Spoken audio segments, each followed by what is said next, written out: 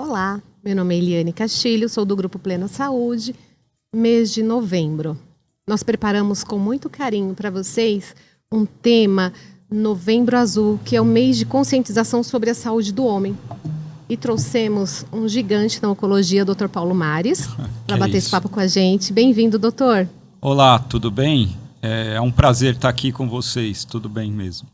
Prazer é todo nosso. Também a Rebeca, a nossa psicóloga do grupo, Rebeca Caldas. Bem-vinda, Rebeca. Muito obrigada. E a nossa enfermeira, Alessandra Marques. Obrigada. Obrigada pelo convite, Eliane. É um prazer ter todos vocês aqui com esse bate-papo, que é tão importante, né? Novembro Azul, mês de conscientização sobre a saúde do homem. E é interessante a gente começar falando que começou em 2011, né? Essa campanha, com o objetivo de realmente alertar este homem a cuidar de si, a ter um diagnóstico precoce, não é verdade? E esse movimento, ele quer conscientizar ainda mais a população masculina sobre a necessidade de cuidar do seu corpo, também da sua mente, não é, Rebeca? Exatamente. É super importante. E o câncer de próstata, ele é um tipo de câncer mais frequente entre os homens no Brasil, depois do câncer de pele. Embora seja uma doença tão comum, muitos homens eles preferem não falar sobre o assunto, talvez por medo, por preconceito, ou por tabu da sociedade tabu, mesmo, né? Ou né? também desconhecer o Exatamente. assunto. Então, hoje aqui a gente vai ter um bate-papo para esclarecer algumas dúvidas. E a gente vai começar com o Dr. Paulo. Doutor, explica para a gente o que é o câncer. Olha, o câncer, na verdade, é uma proliferação de células. É o que o pessoal costuma chamar de tumor. Então, muitas vezes ele é visível e às vezes ele é invisível. Ele é visível, às vezes, quando você faz um exame, uma tomografia, ou até mesmo algum tumor na pele, que você enxerga ele claramente, né? A próstata é um órgão, vamos dizer assim, escondido.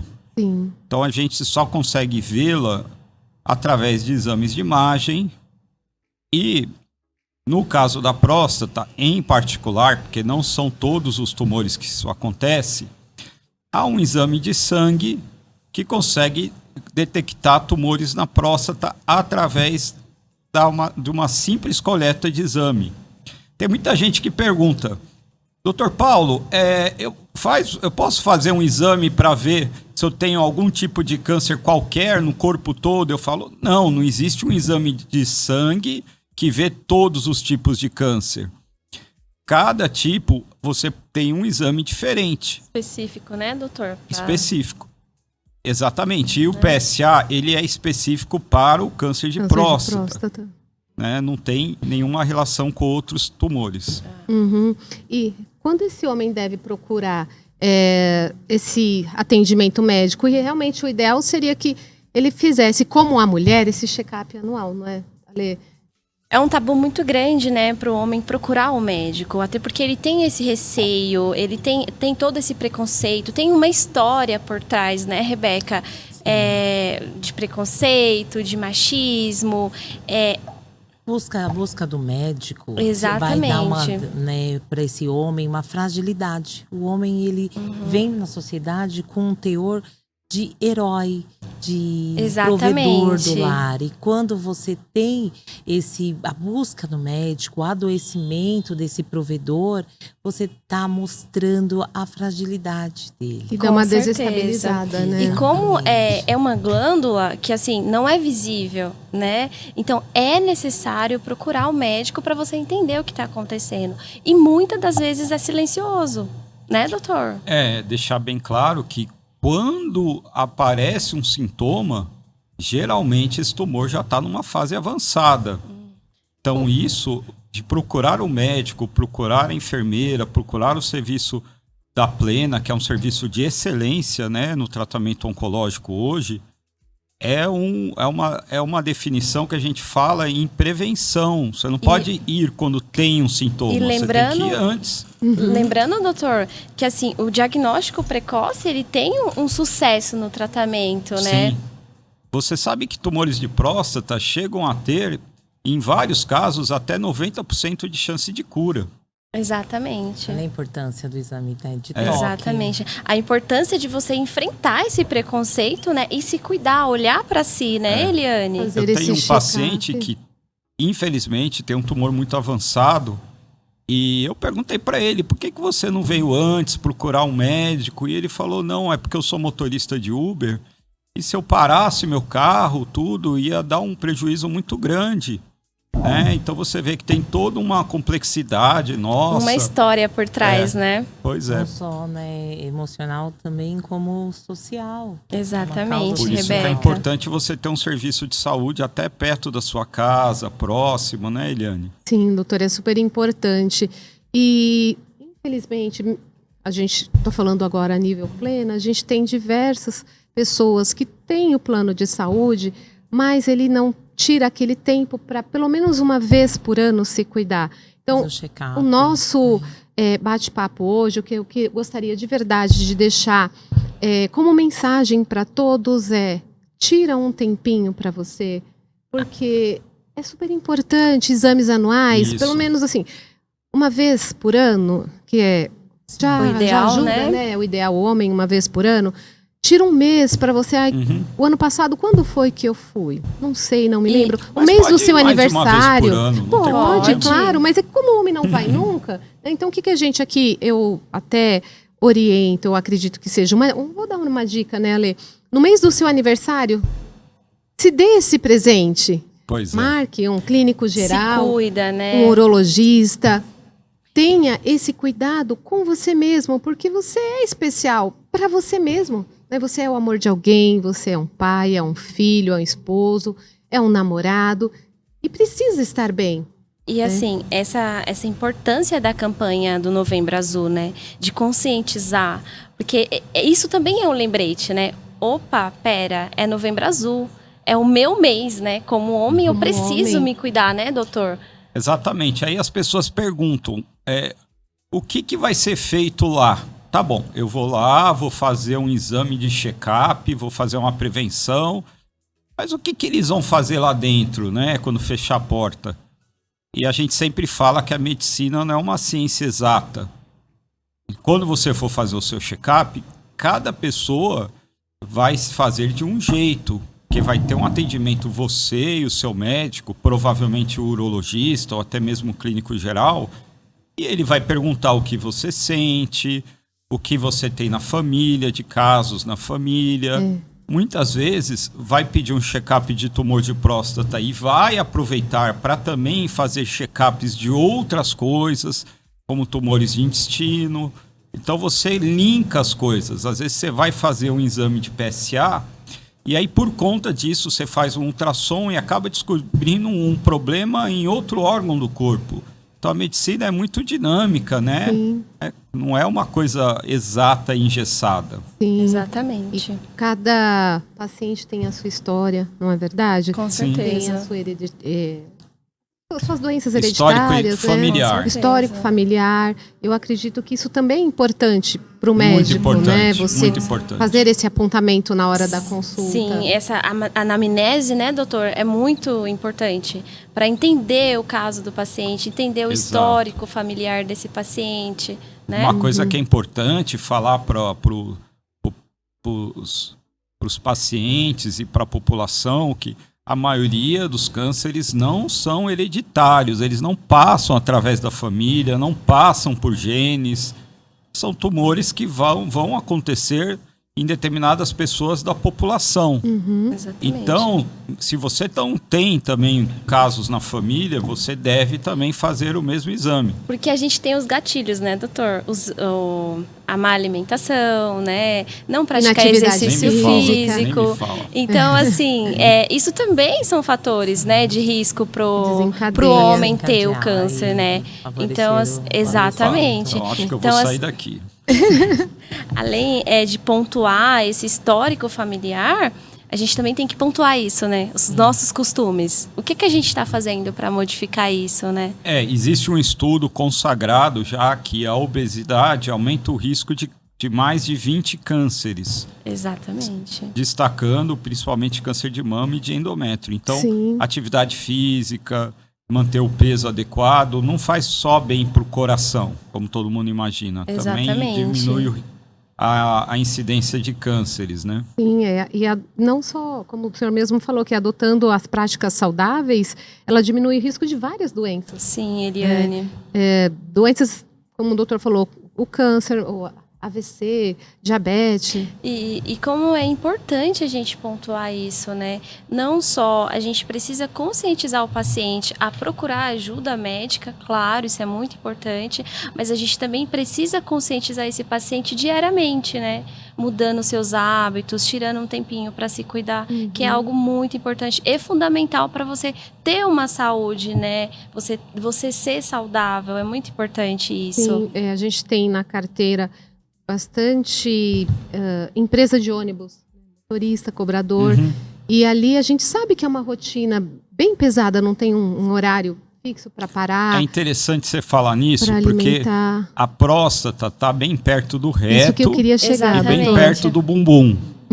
Então, você trabalhar sentado não aumenta o risco de câncer de próstata. Que é um mito, né? Era essa a pergunta acha agora. Que trabalhar sentado fica apertando a próstata, e no que fica apertando a próstata, com o passar do tempo, você vai aumentar o... Não. Pode trabalhar sentado. Existem esses mitos, né? Essas coisas que, assim, chega a ser engraçado, o paciente, ele foca muito nisso, né?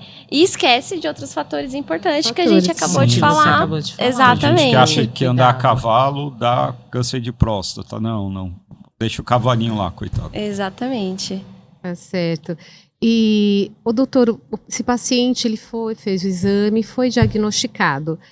Como é para o senhor dar essa notícia para o paciente? Eu acho que também é interessante a presença da nossa colega psicóloga, porque eu sempre falo que ninguém trata um câncer sozinho, né? Exatamente. E o médico, ele trabalha em equipe junto com todas as colegas da psicologia, da enfermagem. Então a notícia nunca começa só com o médico, né? Precisa de uma equipe multi, né, doutor? Com certeza, faz toda a diferença, né? Como que você percebe esse baque psicológico dessa notícia?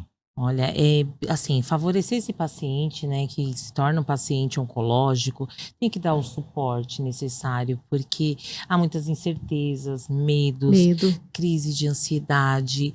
É um futuro muito incerto, né, porque vai se fazer a pesquisa para descobrir qual é o grau desse câncer, né, e se ele realmente é um câncer operável, né, vai verificar por onde ir, qual o caminho, e acolher essa demanda, dar esse subsídio, esse suporte emocional, fará toda a diferença. Rebeca, o paciente, ele associa muito o câncer com a morte, né? Exatamente. A palavra câncer, ela já associa a morte. Assusta.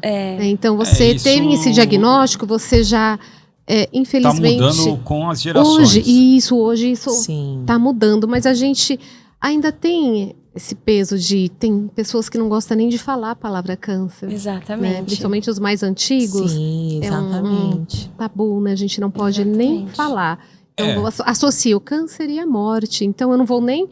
o que a gente escuta, né, nos corredores, eu não vou nem procurar, porque quem procura acha. Exatamente. A gente tem que especificar isso. Sim, as informações de qualidade, elas vão subsidiar toda a diferença, né? Mostrar, esclarecer. Exatamente. Existe uma diferença entre a sinceridade e a clareza, né? Então, aqui na equipe de oncologia da Plena, a gente trabalha muito dentro da ética. Sim. Então, a gente jamais pode esconder fatos, possíveis problemas futuros. Mas no caso do câncer de próstata, nós estamos falando de uma doença altamente curável. Né? Então, a primeira coisa que a gente vê no câncer de próstata é, primeiro, tirar o desespero. Não se deve entrar em desespero, e desespero é diferente de preocupação. Então, são duas coisas diferentes, né? Ninguém, em sua consciência, vai ter o diagnóstico de um câncer e não ficar preocupado. Claro. É que nem você, no meio do assalto, achar que está tudo bem e dar uma risada. Não, é uma situação que gera preocupação, mas não deve gerar desespero. E aí, com muita clareza, o médico tem que colocar as possibilidades de tratamento, o que nós vamos fazer daqui para frente, a real situação. E às vezes isso é conversado na frente do paciente e às vezes não é conversável na presença do paciente. Então, um paciente mais idoso, frágil, que tem problema cardíaco, muito emotivo, uma senhora já que... A gente, às vezes, conversa primeiro com a família. Com a família. Né? Uhum. Até porque o papel da família é muito importante, né? É fundamental. Esse acolhimento da família, né? E puxando aí um pouquinho para o lado emocional, se trabalhar com ações, né, viabilizando esclarecimento e cada etapa da doença para esse paciente, né, para ele conviver com essas etapas, né, porque ele precisa ter essa saúde emocional para lidar com esse processo. Exatamente. E Ale, como que é receber esse paciente após o diagnóstico no setor de quimioterapia? Assim, a primeira coisa é acolher esse paciente, né? É entender o que há por trás desse paciente. Como é a estrutura familiar dele. É claro, eu vou executar aquilo que o doutor, aquele tratamento adequado que o doutor solicitou para aquele paciente, né? Se é um tratamento local, se é um tratamento sistêmico. Quando eu falo em local, é uma radioterapia, por exemplo, né? Quando eu falo sistêmico, é uma quimioterapia endovenosa. Então, esse paciente, eu preciso explicar para o paciente, para ele entender quais são esses processos. E nisso eu vou acolher não só o paciente, como a família também. Você sabe que é uma coisa muito interessante que hoje em dia vários estudos já mostraram e está consagrado que muitos cânceres de próstata, né? Cânceres de próstata, em fases iniciais, não precisam de tratamento. Olha que coisa interessante. A pessoa chega, é diagnosticado um câncer, você fala, não, esse seu tumor é tão pequeno que agora não precisa tratar, né? E a pessoa fica acompanhando com exames e trata-se só se ele se agravar. Como que você não vai tratar? Eu costumo explicar, é que assim, o câncer é como uma graminha. De repente surge ali uma ervinha no jardim. Se ela for muito pequena, ela não vai vingar. A grama em volta vai dar conta de eliminá-la. E isso é o nosso sistema imunológico. Então, cada vez mais a gente sabe que você pode desenvolver um câncer e você mesmo, às vezes, o seu próprio sistema imunológico consegue destruir esse câncer e depois, quando você até repete a biópsia, ele já não está mais presente, né? Então, isso é um segmento... Então, muitas vezes não você vai para o médico e recebe essa boa notícia. Olha, no seu caso agora, nem tratamento vai ser necessário, a gente vai poder apenas acompanhar. Mas, assim, voltando a dizer a importância do diagnóstico precoce, né, doutor? Sim, senão aí você não consegue fazer esse acompanhamento. Né? E o senhor, com essa fala que a gente... É muito interessante, né? A gente começa a conversar a importância de ter uma vida mais saudável. Porque se você é uma pessoa que tem uma imunidade boa, uma qualidade de vida melhor, você se preocupa, faz uma atividade física, toma água. Exatamente. Né? A vantagem de tudo isso que o doutor está falando. Sim. Né? Então, realmente, tudo tem um porquê. Se alimentar direitinho, fazer corretamente, né, o que tem que ser feito, adotar hábitos saudáveis. Adotar hábitos saudáveis dá um viés de promoção de saúde, né? Exato. Porque vamos ao médico para, depois que já, né, já e está no médico doente. é um hábito, né? Preventivo. Preventivo. E não previna-se, né? Exatamente. Previna-se. Isso mesmo. Rebeca, você falou do papel do psicólogo, realmente é super importante. Sim. A rede de apoio, né, como você também começou, eu acredito que para esse paciente ter um êxito também, né, doutor, nesse tratamento, a importância da rede de apoio, de um familiar estar junto, né, porque é um acolhimento, né, acolhimento, porque assim, é uma mudança de vida. Né, quando você tem esse diagnóstico, se você tiver, infelizmente, no estágio mais ruim. Sim. É só um adendo, Eliane, você me perguntou como é acolher esse paciente. Só ressaltando a importância da equipe multi, né? Eu acabei não falando um pouco sobre isso, mas assim, a importância desse apoio do nutricionista, do psicólogo, né? Sim, exatamente, porque quando você recebe o diagnóstico, existe um processo de fases, né? Esse paciente, ele passa por fases emocionais, né? Ele, de primeiro momento, ele nega a doença, né? Ele tem por conta daquela associação que você citou, de associação à morte. Então, ele nega porque e fica aquele conflito, eu faço ou não faço o tratamento, vou morrer ou não vou morrer. Existe um conflito muito grande, né? Depois uma revolta, por que eu? Exatamente. E aí, por que comigo? Né? E aí começam alguns conflitos emocionais. A identificar se tem algo ali que ele fez para justificar o adoecimento, né? Depois um processo de barganha, onde esse paciente ele começa a buscar ajudas espirituais, né, com a linha espiritual de Deus, e começa a falar, né, negociar, né, a cura, o processo de melhora, eu costumo né? falar assim que essa questão espiritual é muito importante, Sim, a fé de sim. cada um, ela é muito importante, mas ela tem que ser feita em conjunto com o tratamento médico. Como se fizesse parte, né? Esse clério fizesse parte desse processo, como um dos eixos da equipe multi até, né? Porque a fé traz mesmo a barganha, esse processo de barganha. Não pode substituir o tratamento. Não, de forma totalmente alguma, né? não. Mas é um conjunto. Faz parte, né? Faz parte de trazer também para a equipe multi, né? Tem um processo também depressivo, porque esse paciente muda a rotina, muda a vida. Há um processo de uma tristeza, tem os estágios da doença, então muda toda a vida, se não tiver o apoio familiar. Então faz muita diferença, esse processo depressivo ocorre nos estágios da doença, né? Ocorre.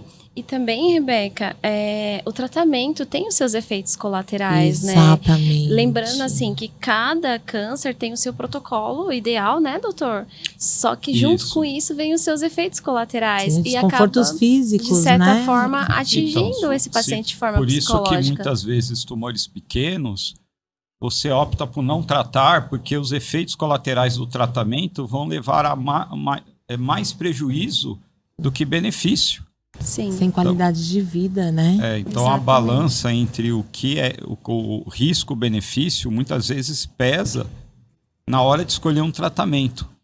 Quando você vai escolher um tratamento, você tem que sempre olhar o quanto que esse tratamento também vai fazer mal ao paciente. Então a radioterapia, por exemplo, pode deixar sequelas. Exatamente. Né? Que entra aquela parte que vai matar aquelas células ruins, né? Que formaram o tumor, né, doutor? Mas também vai danificar as boas. Isso. É onde o sistema imunológico desse paciente fica debilitado. E fica vulnerável a outras patologias, né? Exatamente. Por isso é necessário a aceitação, né, do diagnóstico. Né? Aceitação para entender esse processo. Né, o melhor tratamento, entender esse tratamento que foi passado. Mas nós, primeiro é o que eu falo, né? Primeiro vamos tirar o desespero. A palavra tratamento é a última que a gente fala. É verdade. Então, porque se a gente chegar assim, falar logo do tratamento sem a pessoa entender o que tem, que ele tem, vira uma salada no tratamento todo. Então, muitas vezes a gente tem que fazer os exames. Nisso a Plena é muito legal, porque não há dificuldade nenhuma dentro de toda a rede Plena. Nós temos todos os exames disponíveis, desde um raio-x até o último exame que tem hoje, que é o PET-PSMA. Muita gente pergunta já desse PET, que é um exame que vasculha o corpo inteiro. Sim, é um exame que vasculha o corpo inteiro. Nós temos disponíveis, mas todo exame você não deve pedir à toa. Todo exame você tem que pedir quando há necessidade clínica de você pedir. Porque se você pedir um exame à toa, você vai, aí sim, procurar em lugares que você não deve, e aí você pode se atrapalhar muito, né? São exames que são radioativos, né? Então, a gente não tem que ficar Tem gente que entra no consultório e fala, olha, eu quero fazer um PET scan e não tem nada. E você olha e fala, mas você não precisa fazer isso, né? Então, quando você fala do Novembro Azul, você fala de câncer de próstata, a gente fala muito do PSA e do toque retal. O toque, você com um dedo, você com uma luva e anestésico, você pelo canal, né, do bumbum, do ânus, você consegue sentir a próstata, porque a próstata está logo em cima do reto. E aí, quando você sente a próstata, é mais ou menos como um pêssego. Ela é molinha, você põe o dedo e você consegue sentir ela bem como um pêssegozinho. Se tiver alteração, né, doutor? Você vai... E aí, se tiver algo duro dentro desse pêssego, você já desconfia. Já se preocupa, né? E o PSA é um exame de sangue, como colesterol, como hemograma, colhe um tubinho de sangue dentro das unidades, qualquer unidade da plena, e você, pelo exame, você consegue, vamos deixar bem claro, você consegue desconfiar, tá? Não é porque o PSA aumentou, só o pessoal já entra em desespero. Sim. Existem outras coisas que também Biópsia, faz o exame de sangue aumentar. Então, por exemplo, uma infecção de urina aumenta o PSA. Um paciente pode ter o nível dele de PSA um pouco mais alto do que os outros. Então, o paciente não deve abrir o exame. Isso é algo muito importante, doutor, porque esse paciente, ele abre o exame... E já vai no Dr. Google antes de ir no consultório. Já vai no Dr. Google e é onde gera todo aquele desespero, né? E assim, o médico, ele tá lá para esclarecer as dúvidas. Então, não abra o seu exame, deixa que o seu médico abra, né? Te orienta. O exame de sangue do PSA aumentado, você desconfia que o paciente tem um tumor de próstata. Mas nem sempre, quando esse exame está aumentado, você solicita uma biópsia. A biópsia é incômoda, ela faz uma agulha através do reto, tira vários pedaços. Então, às vezes, você olha o PSA, faz um ultrassom de próstata e você tem que fazer uma biópsia imediatamente, tá? Não precisa internar para fazer biópsia. Se a biópsia vier positiva, aí sim você tem um diagnóstico mesmo de um câncer de próstata. Não existe como fazer um diagnóstico sem uma biópsia. Mas não é porque o exame está aumentado que imediatamente você vai fazer uma biópsia, depende da consulta. Alguns casos sim, alguns casos não. E essa consulta, num primeiro momento, ela é feita pelo especialista em urologia. Sim. Né? E se a biópsia for positiva, ele vai encaminhar para o tratamento. E olha, a quimioterapia não costuma ser feita em câncer de próstata. Muitas vezes a gente faz tratamentos baseados em hormônio e tratamentos ou com cirurgia ou com radioterapia. Mas não se chega fazendo químio e deixando a pessoa careca de cara. Que esse é o medo, né? O paciente, ele imagina, eu tô com câncer, eu vou ficar careca. E existe outros tipos de tratamento, né? Quando a gente fala do tratamento sistêmico, a gente tem ali o imuno, aí tem a quimioterapia e tem outros tratamentos, né, doutor? Sim.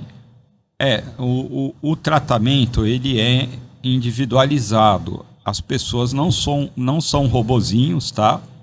Agora, tem alguns tratamentos que são meio que iguais para todo mundo.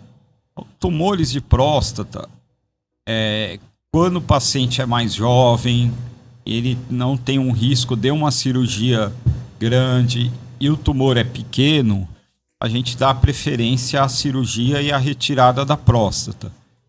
A cirurgia e a retirada da próstata, você tem aí um risco de 20% a 30% de ter incontinência urinária, ficar vazando xixi.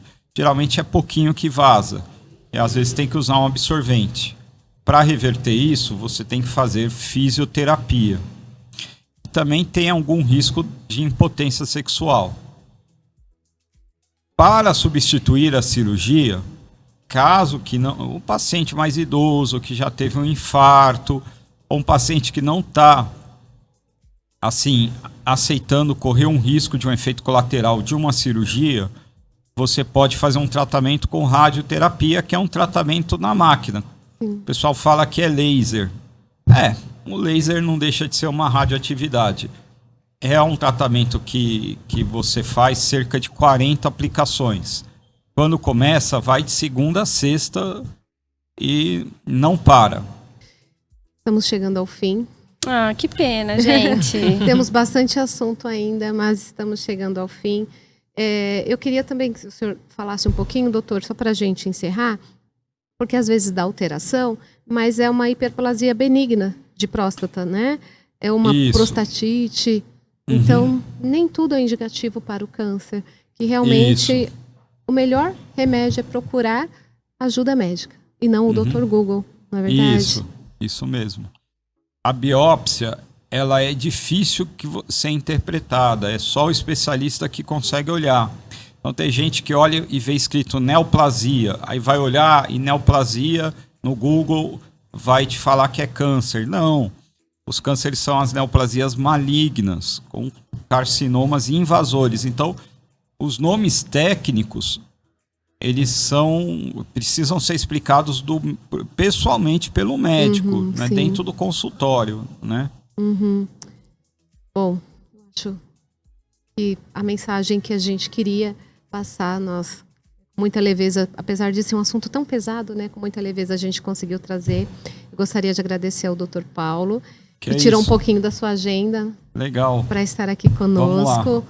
Muito obrigada, doutor. Bem-vindo novamente ao grupo. Ale, muito obrigada. Rebeca. Quando é que eu vou estar aqui de novo? Nossa, vamos marcar, doutor, um próximo bate-papo. E eu quero deixar uma mensagem para você, hoje, que está se tratando, talvez não de um câncer de próstata, mas de um outro tumor, né, que você pode perder tudo na vida. Pode perder a casa, pode perder um familiar, pode perder o trabalho, pode perder o cabelo. Só não pode perder a vida, Mas só não pode perder a vida. Não pode perder a esperança de viver, né? Não é verdade? Então aqui o nosso muito obrigada. Até a próxima. E também a Mary Kay, né? A gente gostaria de agradecer. Hoje estamos maquiadíssimas pela Mary Kay, a Mônica, a Natália. Muito obrigada pela parceria. E gente, até a próxima. Muito obrigada. Tchau, tchau. Tchau, pessoal. Tchau.